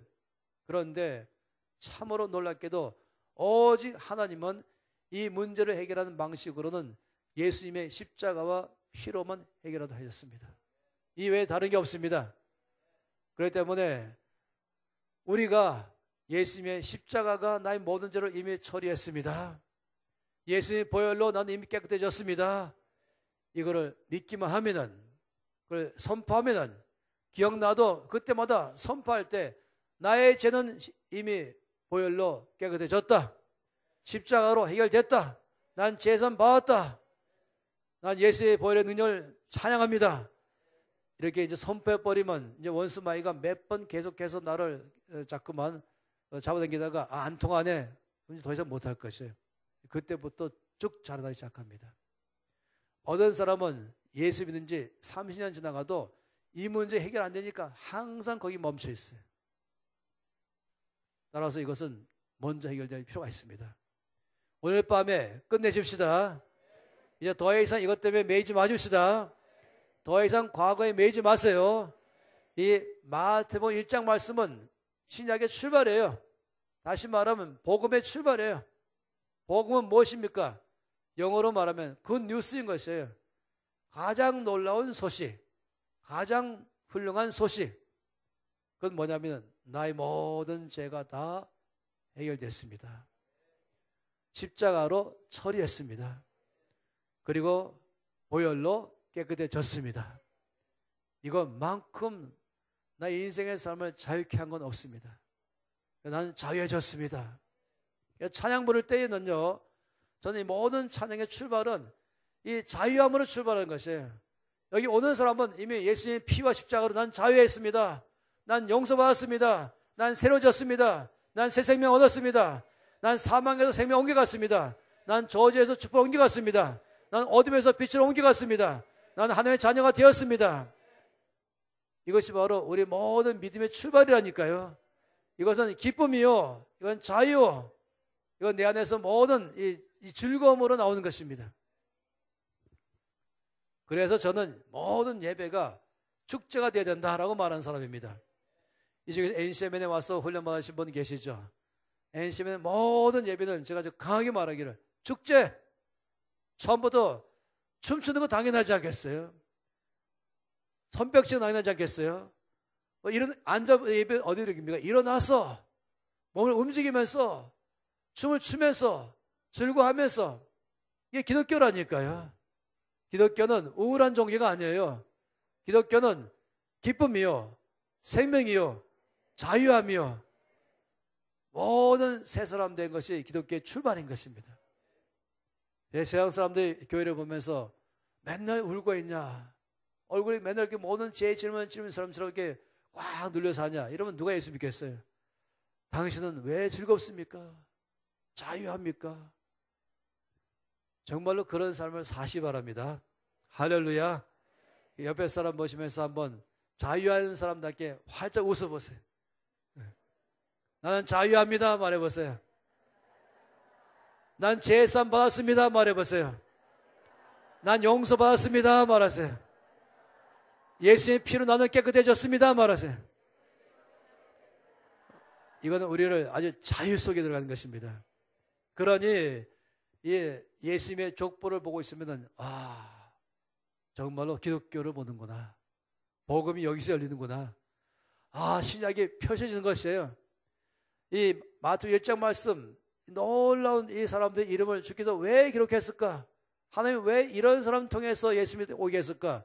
말씀하기는 내가 이만큼 너희를 사랑하고 어떠한 죄를 지은 사람이라 할지라도, 어떠한 약점과 단점과 허물과 실수가 있는 사람이라 할지라도 난 다 용서한다. 모든 죄를 다 깨끗하게 하겠다. 누구나 자유가 하고 누구나 기회가 있다. 누구나 새롭게 시작할 수 있다. 난 너를 이만큼 사랑한다.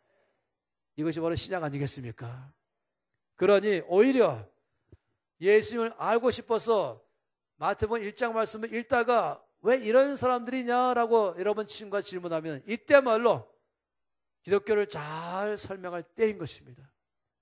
이런 사람들은 정말 심각한 사람들인데 하나님이 정말 입으로도 말하기 부끄러운 사람들이고 뒤에서 수군수군대며 죄를 막 감추려고 그러고 은폐하려고 그러는 사람들인데 이걸 다 들춰내갖고 온 천하가 이 공개한 것, 왜 그러냐면은 그냥 남의 부끄러움을 들춰내고자 하는 것이 아니라 하나님께서 이만큼 이들을 사랑하시고 이만큼 이들의 죄를 다 용서하시고 이만큼 이들에게 새로운 기회를 주셔서 얼마큼의 기회를 줬는가? 그냥 용서받은 죄인만이 아니라 그냥 구원받은 자만이 아니라 하나님이 이 땅에 오게 하시는 메시아가 이 땅에 오게 하시는 통로까지 사용하셨다. 은혜 아니겠습니까? 내가 죄사함 받은 것도 은혜인데, 구원받은 것도 감사한데, 하나님의 자녀가 된 것도 감사한데, 하나님 나를 말씀하기를 내가 너를 일꾼으로 쓰겠다. 내가 너를 통하여 나의 뜻을 이루겠다. 이것이 바로 은혜이죠. 죄가 많은 것에 은혜가 많다 하는 것이에요. 500만 원 빚 탕감받은 사람과 5억 탕감받은 사람과 500억 탕감받은 사람, 누가 더 은혜가 많을까? 당연히 빚 많이 탕감받은 사람이 더 감격하는 것이죠. 5만 원 빚인데 탕감해 줬어요. 500만 원 빚인데 탕감해 줬어요. 5 빚졌는데 탕감해 줬어요. 500억 빚졌는데 탕감해 줬어요. 더 빚진 사람일수록 탕감받으면 더 감격하는 것이죠. 저와 여러분은 도저히 갚을 수 없는 빚진 사람들인데, 도저히 어떤 걸 내도 내 죄를 해결할 수 없었는데 하나님께서 몽땅 탕감해 줬습니다. 이거를 절대 잊지 마십시오. 이 은혜를 절대 잊지 마십시오. 딴 건 잊어도 좋으니까 이 은혜만 기억하면은 손 들 수밖에 없고, 이 은혜만 기억하면은 간절해질 수밖에 없고, 이 은혜만 기억하면 감사할 수밖에 없습니다. 이 은혜만 기억하면 겸손해지는 것입니다. 이만큼 은혜 받았으니 내가 더 주를 섬겨야지. 이만큼 은혜 받고 사랑받았으니 내 목숨까지 바쳐야지. 남은 내 모든 생애는 나를 이만큼 어마어마하게 내가 도저히 해결할 수 없는 빚을 다 주께서 대신 갚아줬으니 내 남은 생애는 바로 하나님께 드리겠다. 할렐루야. 여러분, 이 족보를 보다 보면은 그 마음에 다 일어나잖아요. 무릎 꿇을 수밖에 없고, 손 높이 들면서 주님의 놀라운 사랑 참으로 감사합니다. 그리고 여러분, 이 마태복음 1장 말씀 보다 보면은 내 모습 보게 되는 것이고, 하나님 나를 어떻게 보시는가를 보는 것입니다. 그러니 자꾸 내 과거를 돌아보지 마세요. 주께서 말씀하기를 이미 해결 끝났다. 그리고 나를 새롭게 보는 것입니다. 저는 이제 만 6세 때 영접했잖아요. 그러니까 초등학교 들어갈 때부터 영접했어요. 그리고 지금까지 오면서 너무너무 감사한 것은 한 번도 격결을 가본 적이 없었어요. 단 하루도 말입니다. 너무 감사했어요. 한 주도 빠져본 적이 없었죠. 이게 너무 감사했어요. 그런데 9시 주일학교 예배를 딱 끝나면 11시 대예배를 거의 참석했어요. 아주 장로교 중에 장로교 안에서 말입니다. 그러면은 장로님이 대표기도 하잖아요. 그러면 제가 어릴 때 모든 장로님의 대표기도는 다 똑같았어요. 이렇게 됐어요. 높고 높은 보좌 위에서 낮고 낮은 인간들을 불꽃 같은 눈으로 감찰하시는 하나님, 죄로 죽을 수밖에 없는 인간이 왔습니다. 어떤 장로님은 만물의 때만도 못합니다. 이렇게 기도하는 것이. 그러니 어린 저의 마음속에는 하나님 그러면은 높은 데 계시고, 저는 누구냐? 죄로 죽을 수밖에 없는 인간인 것입니다.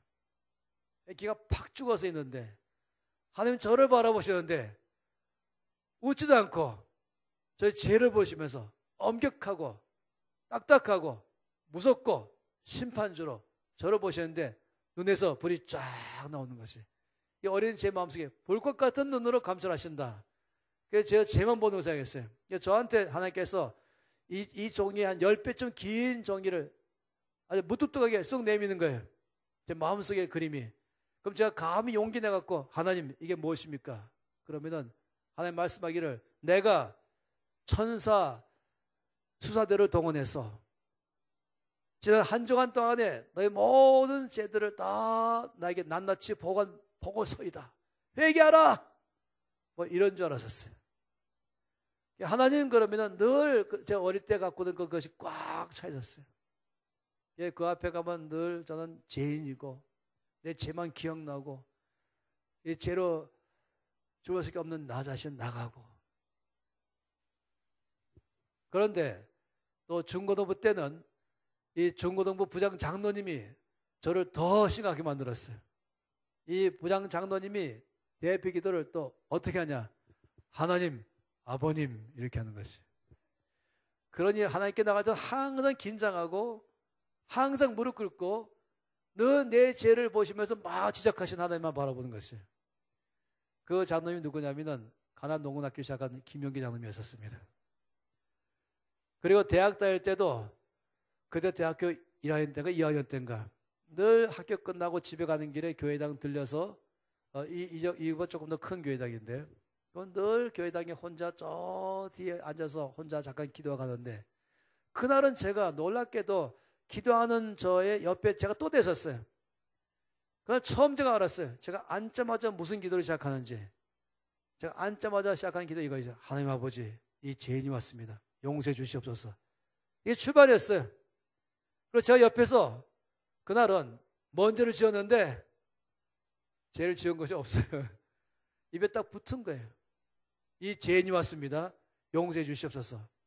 하나님과 저의 관계는 저의 죄만 낱낱이 다 보고 계신 하나님, 그리고 저의 죄를 용서받아야 되는 죄인. 그러니 저는 늘 저 앞에 나갈 때마다 항상 부족한 나, 항상 하나님께서 나를 보실 때는 못마땅한 나, 더 기도해야 되는데, 더 전도해야 되는데, 더 말씀 봐야 되는데, 늘 이 마음. 매주마다 대표기도 다 그거 아니겠어요? 자, 한 주간 죄 짓고 왔습니다. 그런데 대학 졸업하자마자 전임 강사가 됐어요. 근데 이제 외국에서 강사가 왔어요. 저는 늘 맨 앞에 앉기를 좋아하거든요. 근데 이 외국 강사가 강의하다 말고 갑자기 제 앞으로 걸어오는 거예요. 그리고는 토역하는 사람을 통해서 이렇게 말했어요.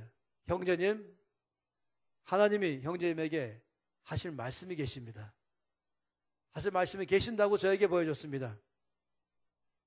그리고 나서 다 듣는 앞에서 이제 이 강사님이 하나님의 말씀을 전달해 줬어요. 절대 잊지 못해요.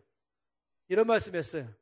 내 아들아, 너는 내 앞에 나올 때 강한 척 하지 마라. 제가 늘 저 앞에 나갈 때마다 저를 죄를 보시니까 이만큼 저는 죄를 안 졌다는 걸 보여주려고 애를 썼거든요. 넌 내 앞에 올 때마다 강한 척 하지 마라. 너의 연약한 모습 있는 그대로 내 앞에 나오라. 상상돼 본 적이 없었어요. 연약한 모습 있는 거로 나가면 그냥 가차없이 심판만 오는 것인 줄 알았었어요. 그런데 내 아들아, 너는 내 앞에 나올 때 너 연약한 모습 있는 그대로 나에게 나오라. 그 다음 말씀 더 놀랍어요. 너의 연약함을 선물로 나에게 주어라. 더 놀라운 것이에요. 내 아들아, 너는 내 앞에 나올 때 강한 척 하지 마라. 넌 내 앞에 나올 때 너 연약한 모습 있는 그대로 나오라. 너 연약함을 나에게 선물로 주어라. 나는 너를 긍휼히 여기는 아버지이다. 내가 너에게 앞으로 긍휼의 마음을 넣어줄 것이다. 넌 앞으로 선의의 사역을 하게 될 것이다. 이 말씀, 이게 제가 40여 년 전에 사역자로 시작할 때 들은 메시지였어요. 그날 이후로 저 펑펑 울었죠. 이런 하나님인 줄 몰랐어요. 늘 불꽃 같은 눈으로 제 죄만 막 따지고 심판 줄 알았는데 너무 놀랐어요. 아니, 나를 볼 때에 약한 모습으로 오고 제 모습으로 오면 막 책망할 줄 알았더니 오히려 너 연약한 모습 있는 그대로 내게로 나오라. 너 연약함을 나에게 선물로 주어라. 나는 너를 긍휼히 여기는 너희 아버지다. 내가 너에게 긍휼의 마음을 넣어주겠다. 제가 그다음부터 바뀌었는데 제가 하나님이 그런 분으로 알다 보니까 저 자신이 율법적인 사람이었어요. 딱딱하고 냉랭하고 엄격한 사람이었어요. 사람들이 저를 뒤에서 이렇게 말해요. 수근거리기를, 저 사람 옆에만 가면 찬바람이 쌩쌩 돌아. 저 사람 말은 옳은 말 하는데 왠지 가까이 가고 싶지 않아. 이게 저에 대한 평가였어요. 자, 간사니까 아침 8시 반에 예배 시작이거든요. 근데 제가 이 타임키퍼예요. 시간을 잘 관리하는 사람이에요. 10분 전에 말해요. 여러분, 예배 시간 10분 전입니다. 이렇게 제가 말해줍니다. 그 다음에 8시 반 딱 지나면은 8시 31분 되면은 안에서 문 잠궈버렸어요. 30분 넘어서도 예배 시간에 안 들어온 사람들 밖에서 슬피 울며 이를 갈아라 이렇게 말했습니다. 그 사람들이 저 때 무서워가지고 문 잠기기 전에 들어오려고 이런 사람이었어요. 모든 율법적이었어요. 굉장히 딱딱하고 이 사람이 이 찬바람은 쌩쌩 도는 어떤 사람 저를 보고 말하기를 면허날 한번 했다면 쫙 베버리는 사람, 가차없이 끝내버린 것이에요. 잘라버린 거죠. 그냥 심판해버린 것이에요. 왜 그랬습니까? 하나님이 그런 분을 알았던 것이에요. 그런데 그날 이후로 제가 막 바뀌었어요. 하나님 나를 대하실 때 용서하시는 분이시구나. 나를 있는 그대로 받아주시는구나. 하나님 앞에 나갈 때 꼭 무릎 꿇으면 되는 것이 아니구나. 하나님 앞에 나갈 때 그냥 들어 누워도 하나님께서 버릇 없다 이것이 아니고 그냥 아버지 앞에 좀 자유로울 수 있겠구나. 그 다음에 죄를 지었을 때 아버지 저희 죄를 용서해 주시겠습니까? 그렇게 말씀드릴 때 저 절대 잊지 못해요. 뭐라고 말씀하시냐면 아들아 벌써 용서했다. 충격이었어요. 그날 이후로 제가 주일학교 때부터 늘 들어왔던 말씀이 깊이 심장으로 들어왔어요. 저는. 그게 뭐냐면 탕자의 이야기. 우리가 다 잘 아는 누가복음 15장에 둘째 아들이 아버지를 계속 졸라가지고 나에게 올 유산 미리 주세요.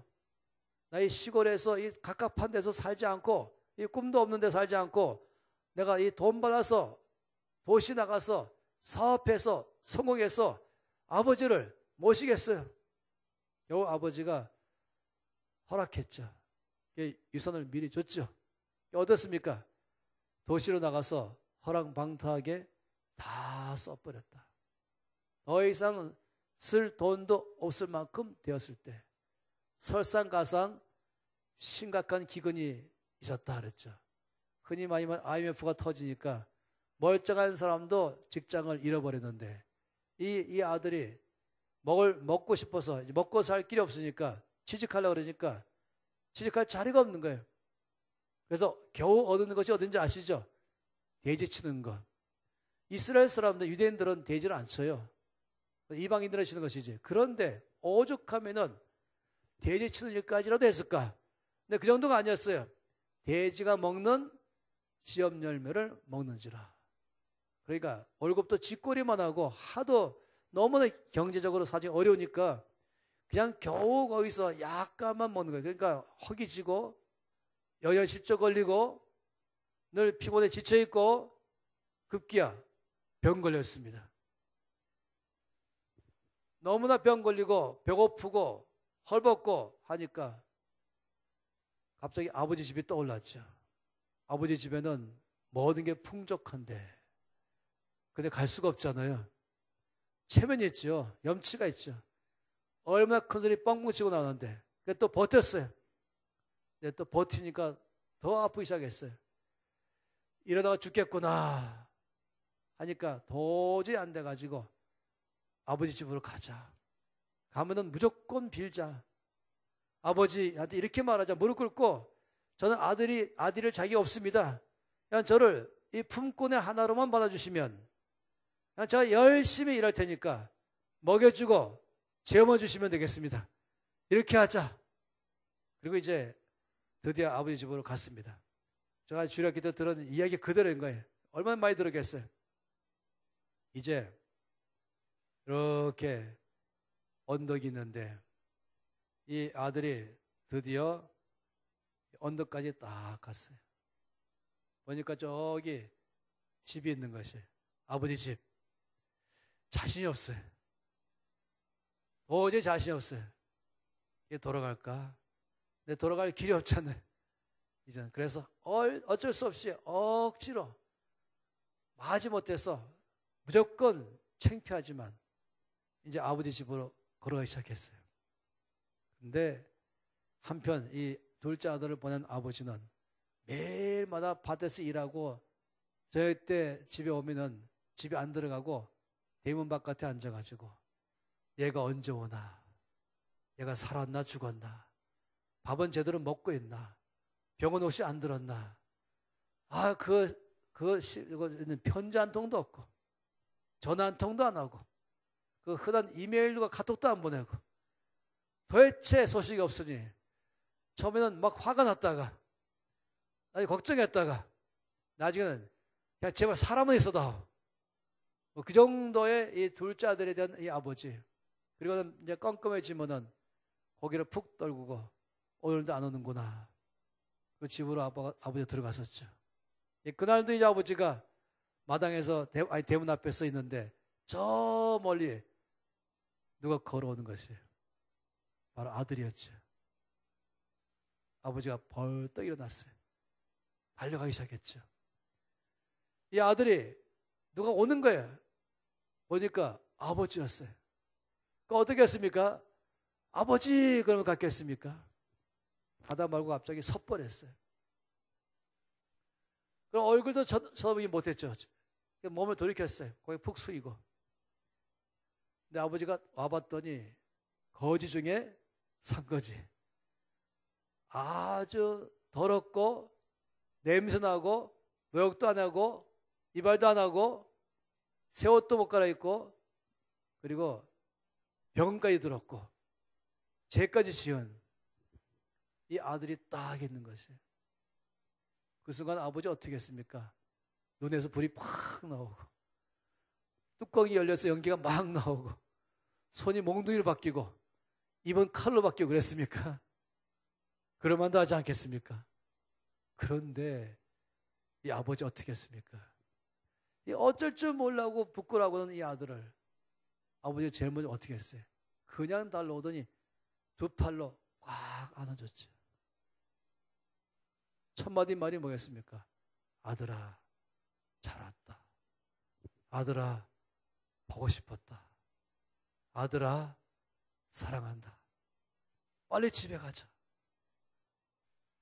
대문도 발들기 전에 큰 소리로 잔치 벌여라. 제일 사진 짐승 잡아라.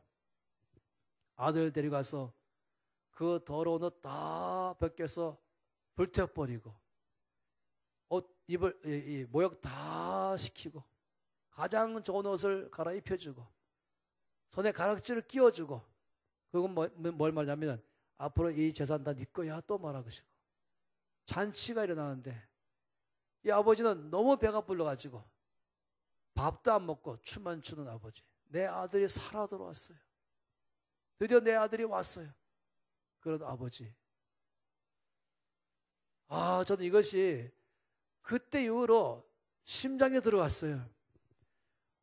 주일학교 때부터 그렇게 많이 들어와도 머리로 알고 있었어요. 그런데 그렇지. 하나님 아버지는 이런 분이시지. 둘째 아들을 절대 하지 않는 말 뭔지 아세요? 돈 어쨌어? 절대 그 말 안 하는 것이에요. 이 모양이 뭐냐? 절대 그런 말 아니에요. 어떤 여자에게 돈 다 줬어? 이런 말 절대 안 합니다.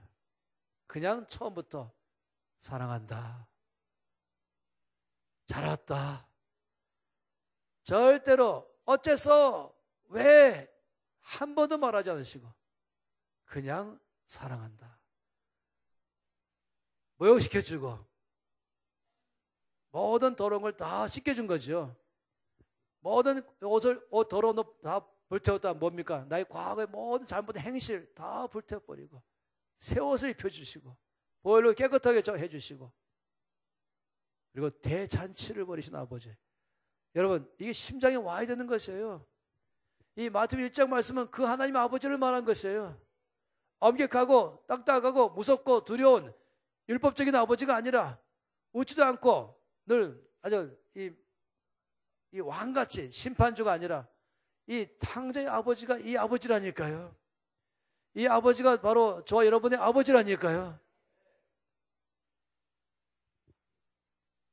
저는 8살 때 예수 영접하고 지금까지 살아오면서 제가 오늘 점심 식사하면서 우리 목사님 사모님께 일부러 사모님 제 나이가 몇 살쯤 보입니까? 일부러 여쭤봤어요. 사모님이 글쎄요 60은 안 돼 보이는데 이렇게 말해. 제가 사모님 제 나이가 올해 한국 나이로 66세입니다. 그랬어요. 제 머리카락 한 번도 염색해 본 적이 없어요. 아직까지도. 제 말은 뭐냐면 그러니까 거의 60년 동안 예수님 믿었죠. 그런데 지난 60년 동안에 하나님 아버지가 저한테 한 번도 하지 않으신 말씀이 있어요. 나는 너에게 실망했다. 이 말을 들어본 적이 없어요. 너는 앞길이 노랗다. 한 번도 들어본 적이 없어요. 늘 저한테 뭐라고 말씀하셨냐? 사랑한다, 아들아. 너는 소망이 있다, 아들아. 용서한다, 아들아. 다른 사람은 너를 이해 못해도 나는 너를 이해한다. 하나님께 나갈 때마다 이사야 49장 5절 말씀이 계속 기억나요. 나는 여호와의 보시기에 존귀한 자라. 나의 하나님이 나의 힘이 되셨도다. 아버지 왜 이 말씀이 기억나게 하십니까? 한번 옛날에 물어보니까 아들아 이것이 내가 너를 바라보는 나의 눈이다. 나는 여호와의 보시기에 존귀한 자라. 나의 힘이 나의 하나님이 나의 힘이 되셨도다.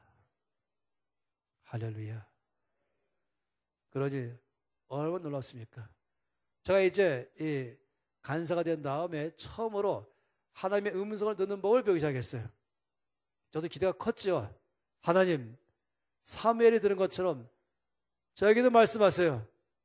저희 종이 듣겠나이다. 그리고 귀를 기울였어요. 저기 무슨 음성을 말씀하실까? 그랬더니 바로 말씀하시기를 아들아 내가 너를 사랑한다. 제가 아버지 그거 말고요. 저도 앞날의 일을 좀 말씀해 주세요. 대한민국이 앞으로 어디 될 것인지 아까 목사님 말씀한 것처럼 북한과 남한 어디 될 것인지 좀 거창한 것 좀 말씀하세요. 실망했어요. 다음날 다시 아버지 저에게 말씀하세요. 자 듣겠습니다. 바로 아들아 내가 너를 사랑한다. 다 아는 거 그거 말고요. 다음날 또 아들아 내가 너를 사랑한다. 그래서 제가 인사인가 안녕하세요처럼. 그래서 네 번째 날에 또 나갔더니 아들아 내가 너를 사랑한다. 근데 갑자기 제가 모든 게 떠올랐어요. 그렇지. 하나님께 나갈 때마다 내가 잘못 알았지. 높은 데 앉아 계셔서 보좌에 앉아서 나에게 막 불꽃 같은 눈으로 책망하시면서 내 죄만 보시면서 회개하라 회개하라 회개하라 심판하겠다 넌 모자르다 모자르다 모자르다 이렇게 알았는데 그게 아니라 사실은 처음부터 늘 나한테 말씀하기를 아들아 내가 너를 사랑한다. 이 탕자를 대하는 그 아빠가 우리 하나님 아버지. 나를 첫 번째 늘 대할 때는 무조건 내가 냄새나든 더럽든 병들었든 상관도 안 하시고 늘 나를 대할 때 두 팔로 꼭 안아주면서 첫 번째 하신 말씀이 어째서 이게 아니라 아들아 내가 너를 사랑한다. 이것이 처음부터 말씀하셨던 것이구나. 내 그동안에 하나님을 너무나 몰랐었구나. 그러니 제가 그날 이후로 이것은 저에게 깊이 중요한 말씀이었어요. 가장 중요한 말씀. 하나님 아버지가 나를 바라보실 때 얼마나 나를 사랑하시는지, 나를 있는 그대로 사랑하시고, 냄새가 나도 그대로 안아주시고,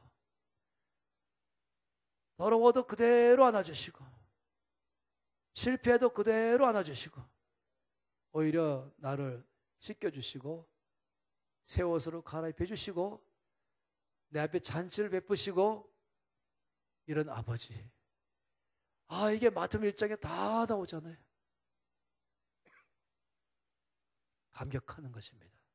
할렐루야. 여러분, 여러분의 하나님 아버지가 그런 분이십니다. 그 앞에 나갈 때마다 정말 완전한 이 아이로서 아빠의 사랑 안으로 가기 바랍니다. 그러면은 정말 우리는 진정한 기쁨과 따뜻함과 자유와 용서와 새로움이 우리 안에서 흘러넘칠 것입니다. 손 높여 드리겠습니다. 마음속으로 생각해 보세요. 하나님, 나에게 어떤 분인가? 엄격하고 딱딱하고 냉랭하고 무섭고 두려운 심판주 왕인가? 아니, 오늘 말씀 안 해보니까 탕자의 아버지가 바로 나의 아버지였구나. 나를 있는 그대로 사랑하시고 나의 모든 과거는 이미 십자가에서 다 못 박아버리시고 나의 모든 죄는 그 보혈로 다 깨끗하게 하시고 항상 나를 두 팔로 안아주시며 사랑한다 내 아들아, 사랑한다 내 딸아. 냄새나도 실패해도 못나도 그대로 받으시는 아버지십니다. 그 아버지의 사랑을 여러분이 두 팔로 받으세요. 여러분의 가슴에 그 놀라운 아버지 사랑을 가슴으로 받으세요. 진정한 자유함이 올 것입니다. 이것이 바로 복음입니다. 이것이 기독교입니다. 딱딱하지 마세요. 긴장하지 마세요. 이 시간 입을 열어 기도할 때는 여러분 입으로 말해서 아버지 감사합니다. 이 놀라운 사랑의 아버지 감사합니다. 나는 이미 제사함 받았습니다. 나는 이미 새로워졌습니다. 나는 용서받았습니다. 나는 이미 깨끗해졌습니다. 나를 있는 그대로 받으시는 아버지 감사합니다.